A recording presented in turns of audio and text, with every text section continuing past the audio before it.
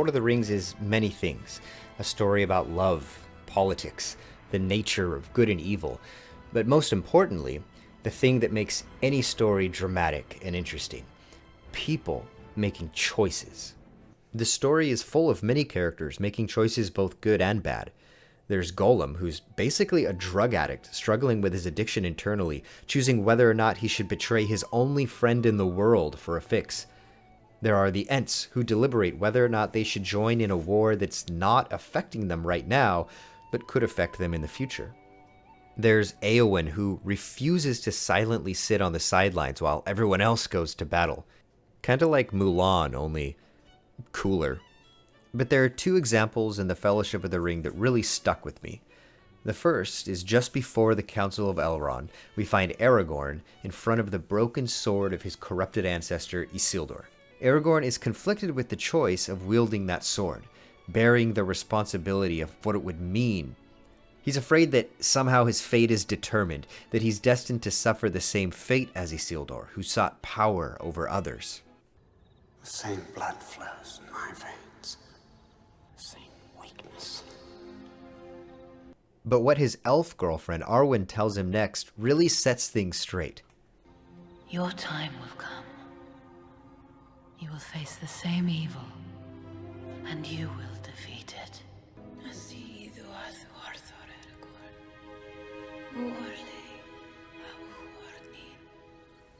Arwen shows Aragorn that choices are made, not predestined. Every person is responsible for his or her own actions. Aragorn is not determined by his genetics. And Arwen holds the same standard to herself, which is shown in the very next scene where she explains her own choice, the choice to abandon eternal life with the elves for a finite life with Aragorn. You said you'd bind yourself to me, forsaking the immortal life of your people. And to that I hold. I would rather share one lifetime with you than face all the ages of this world alone. To Arwen, this is no sacrifice. She's not giving up some high value for a lesser one. Without Aragorn, no amount of life would be a real life to her. When Arwen says, I choose a mortal life, what she's really saying is, I choose life.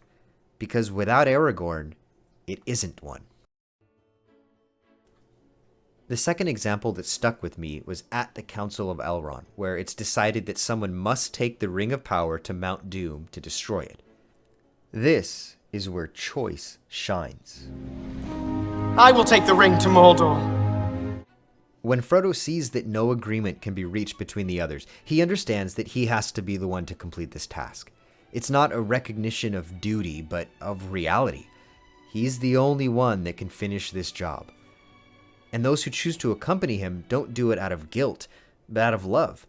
Love for Frodo, love for justice, love for the world that they don't want to see destroyed. Having the characters join this story from their own choice is so much more interesting and engaging than if some scroll was read or prophecy spoken stating that it was Frodo's destiny to destroy the ring or something like that, which so many movies lazily get away with.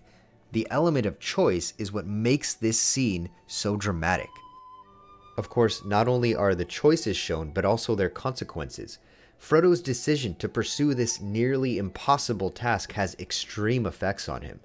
As the films progress, the weight on his shoulders gets heavier and his choice is constantly challenged, which makes his persistence all the more inspiring. Gimli chooses to embark on this quest despite his overtly racist opinions. I will be dead before I see the ring in the hands of an elf! But by the end of the story, his closest friend is the guy who he was prejudiced against. I thought I'd die fighting side by side with an elf. What about side by side with a friend? I could do that. But not every choice turns out ideal. Boromir chooses to help with the quest, and although his intentions might appear well placed, he's already shown flaws in his motives, exposing his desire for the ring. And when he comes face to face with it, he fails to resist it. No! It is not yours, save by unhappy chance. It could have been mine. It should be mine. Give it to me! And yet, even men who make bad choices can be redeemed. Boromir recognizes what he's done and reverts. Frodo. What have I done? Please, Frodo. He chooses then to risk his own life and lose it to fight for the cause that he knows is right.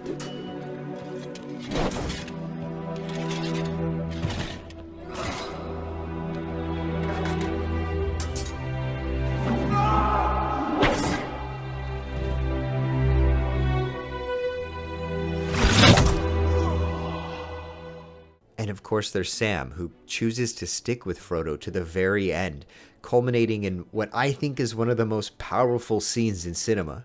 It's with me in the way of fire. I can see him with my waking eyes. Then let us be rid of it.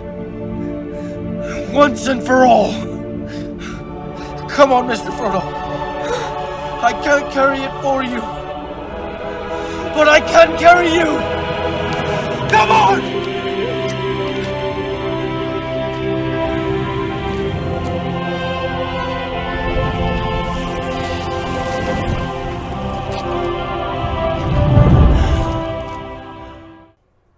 Man, I can't top that. It's about as good as it gets. The Lord of the Rings is full of many characters making choices, and even some characters who've had the ability to choose taken from them by force. These are the elements which drive a good story. Not dazzling visuals or surprising plot twists, but volition. A story that makes us put ourselves in the character's shoes and think, what would I do? We may not have to climb some volcanic mountain, but we still have to make choices. And that's why good stories like Lord of the Rings stick with us. I want to end this by showing the consequence to one other choice that I mentioned earlier. Éowyn, who chose to go to battle instead of sitting on the sidelines, ends up meeting face to face with the leader of the Nazgul in what is probably one of the best girl power scenes put to screen. Thanks for watching.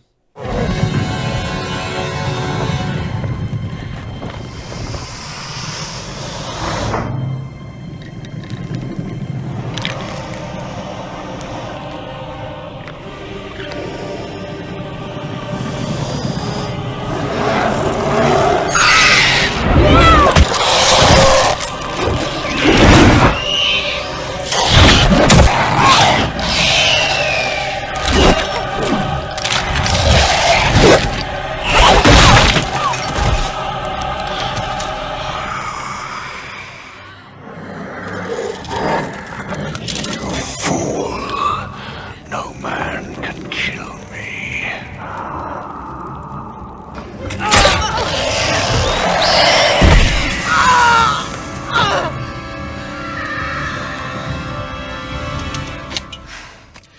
I am no man.